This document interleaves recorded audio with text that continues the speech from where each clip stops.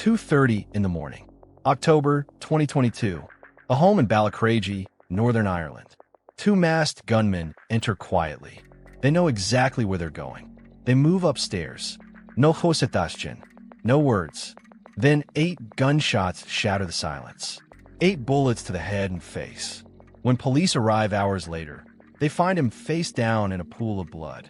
His name was Liam Christie, father of 3, drug dealer, and the man who spent a decade doing something that should have been impossible. But here's what makes this different. The man they killed, he wasn't supposed to survive this long.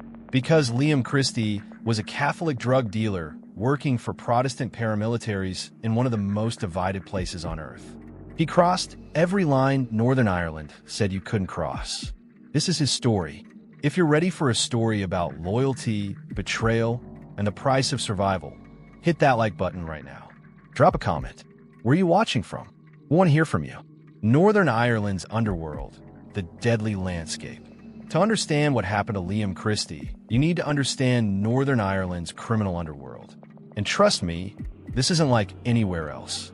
This is a place shaped by decades of sectarian violence, by the Troubles, by Catholics and Protestants killing each other over politics, religion, and identity.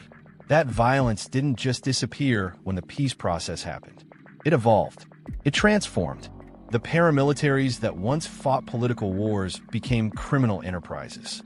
The IRA, the UDA, the UVF, the LVF. These weren't just gangs. They were military organizations with decades of experience in violence, weapons, and control. And when the political fighting slowed down, they turned those skills toward organized crime. The territories are invisible but absolute. Republican areas controlled by former IRA groups. Loyalist areas controlled by Protestant paramilitaries. And between them, lines you do not cross. Not if you want to live. Drug dealing in Northern Ireland isn't run by street gangs. It's controlled by men with military training and political ideology. Men who've killed for their cause and won't hesitate to kill for their profits. The rules are simple. You stay on your side. You follow your tribe. You work with your own people. Catholic dealers work for Republican paramilitaries. Protestant dealers work for loyalist groups. You never, ever cross over. Breaking these rules doesn't mean getting arrested. It means getting executed. Because in this world, betraying your tribe isn't just business. It's the ultimate sin.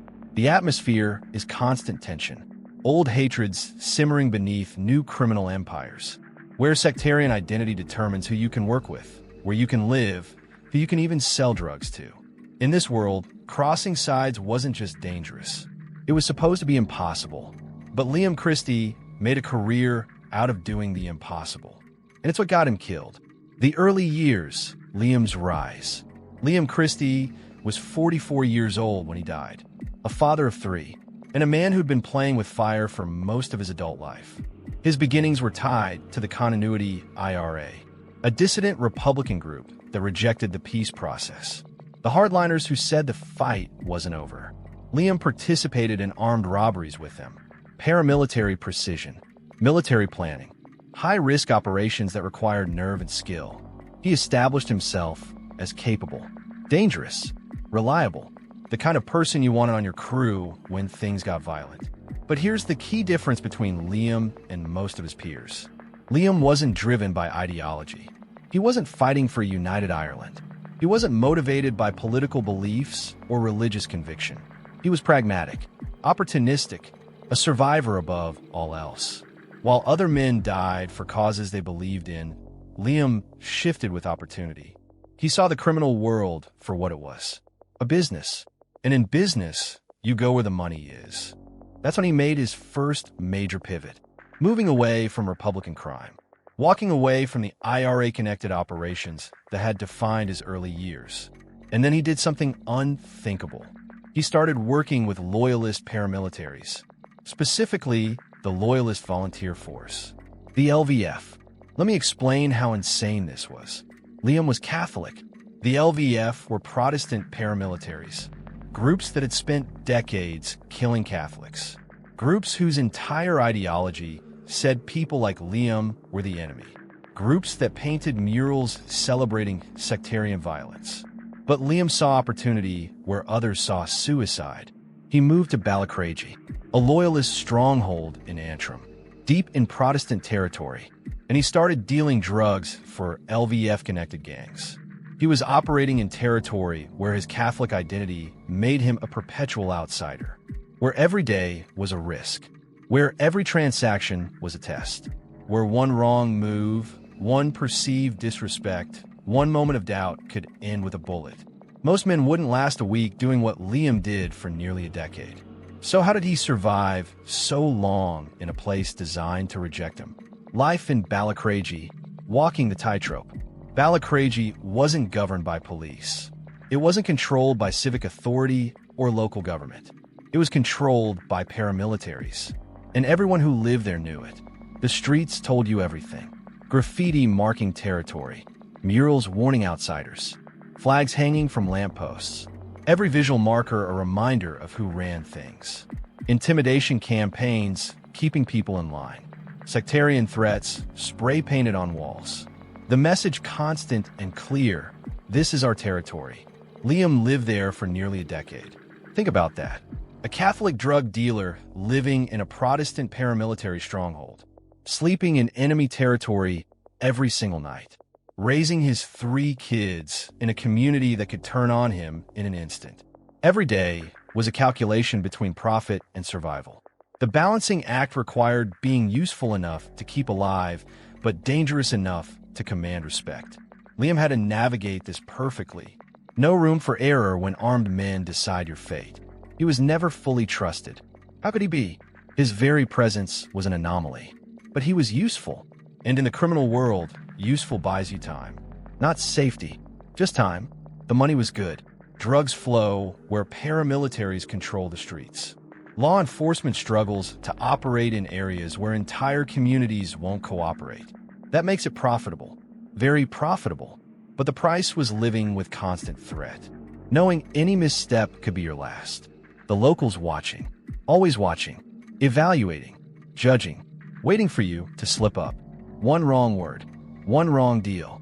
One perceived betrayal. That's all it would take. Liam's survival required reading rooms perfectly. Reading people. Reading situations with absolute precision. He had to know when to push, when to back off, when to stay silent, when to speak up. The psychological toll must have been crushing. Imagine sleeping in a place where your neighbors could kill you for sport, where your identity is a target painted on your back, where you're making money off people who see you as fundamentally other, fundamentally wrong. For years, Liam walked this tightrope, balancing on a razor's edge between profit and death. And then he tried something even more insane. He didn't just work for Loyalists. He plotted against them too. The Assassination Plot, playing both sides. The ultimate gamble. The move that proved Liam Christie would cross absolutely any line. He got involved in a plot to assassinate Jackie MacDonald, a senior UDA leader, a man known throughout Belfast for his anti-drug stance. MacDonald was a problem for drug dealers. He opposed the trade. He threatened their profits. He represented the old paramilitary ideology that crime should fund political goals, not become the goal itself. International drug suppliers wanted him gone, and Liam got involved in making that happen. The scope of this plot was massive. Killing a senior UDA leader would have reshaped Belfast's entire criminal landscape. It would have sent shockwaves through every paramilitary organization. It would have started wars. Liam's role was logistical, transporting the hired assassin, facilitating the operation, making sure everything was in place for the hit. Think about the audacity. Liam was working for Loyalist gangs, living in Loyalist territory, dealing drugs under Loyalist protection, and simultaneously plotting to kill a Loyalist leader, playing both sides of the sectarian divide, operating in spaces where trust is everything and betrayal means death. The plot collapsed. Warnings from UVF operatives exposed it before it could happen, but the damage was done. Everyone knew what Liam had tried. Everyone knew he'd attempted to orchestrate the assassination of a senior Loyalist figure while living under Loyalist protection. This is where his reputation solidified. Useful but untrustworthy. Capable but dangerous to work with. A man without permanent allegiance. Someone who'd cross any line for the right price. If this story is gripping you, share it. These real stories need to be told. Hit subscribe because what comes next shows why loyalty matters in this world. In Northern Ireland's underworld, being useful made Liam valuable, but being untrustworthy made him expendable. He'd proven he'd betray anyone for money. Today's partner could become tomorrow's target, and everyone understood that. The question wasn't if Liam would be killed. It was when. By late 2022, Liam's time had run out. The final days, the order to leave. Late 2022, something changed. The details are murky, but the outcome was clear. Liam Christie was ordered to leave Balacraigie. The order came from LVF-affiliated gangs. The same people he'd worked for. The same people whose protection had kept him alive for nearly a decade. The reasons don't really matter. Maybe it was a financial dispute. Money owed or deals gone wrong. Maybe it was territorial. Conflicts over who controlled what streets. Maybe sectarian tensions finally caught up to him. Maybe they just decided his usefulness had expired. What matters is this. Such orders aren't suggestions. They're not open for discussion or negotiation. In paramilitary-controlled districts, when they tell you to leave, you pack your bags that day. That hour. There's no appealing the decision. No explaining your side. No bargaining for more time.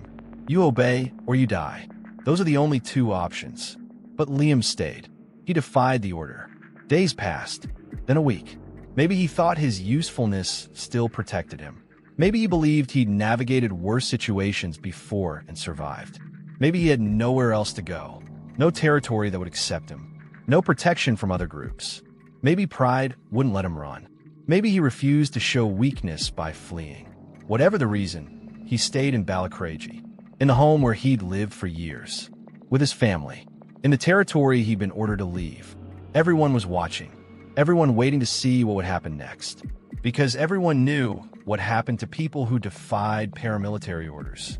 The precedent was clear. The history was written in blood. The message had to be sent, not just to Liam, but to everyone watching. This is what happens when you don't listen. This is what happens when you think you're untouchable. This is what happens when you forget who really runs things.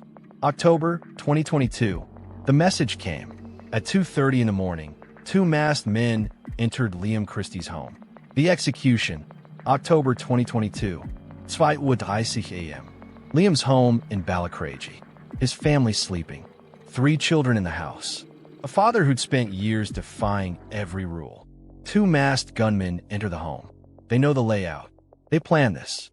They're not here to send warnings or issue threats. They're here to execute an order. They move upstairs. No hositation. No noise until the moment they want to be heard. 8 shots.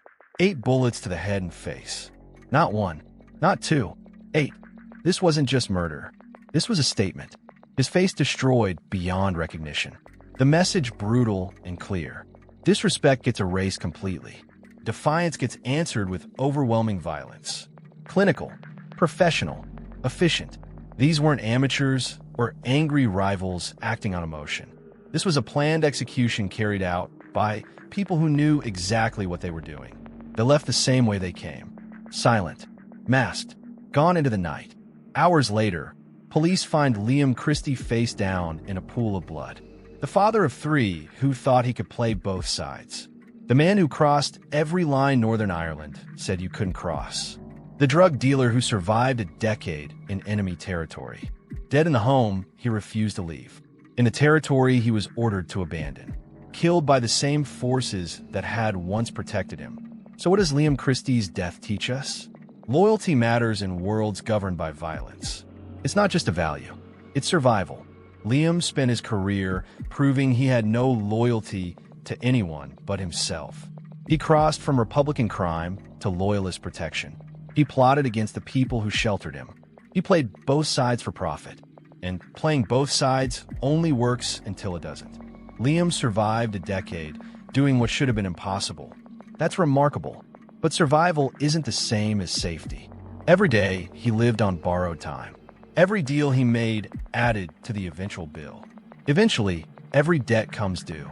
In the criminal underworld, especially in paramilitary-controlled territories, you don't retire. You don't quit. You either die, go to prison, or get killed by the people you work with. The orders came. Leave Balacraigie. And in that world, orders aren't optional. They're not starting points for negotiation. Defiance doesn't lead to meetings or explanations. It leads to execution. Liam had survived so long. A decade of walking tightropes. Maybe he started believing his own myth. Maybe he thought he was untouchable, that his usefulness was permanent, that the rules that applied to everyone else didn't apply to him. But nobody's untouchable in that world. Nobody's too useful to kill. Nobody's protection lasts forever. The cost? 3 children without a father. A family living with the knowledge of how violently he died. A community reminded that certain lines exist for a reason. That orders must be obeyed. That defiance has consequences. Liam Christie crossed every line. He worked for enemies. He lived in hostile territory. He plotted against his protectors.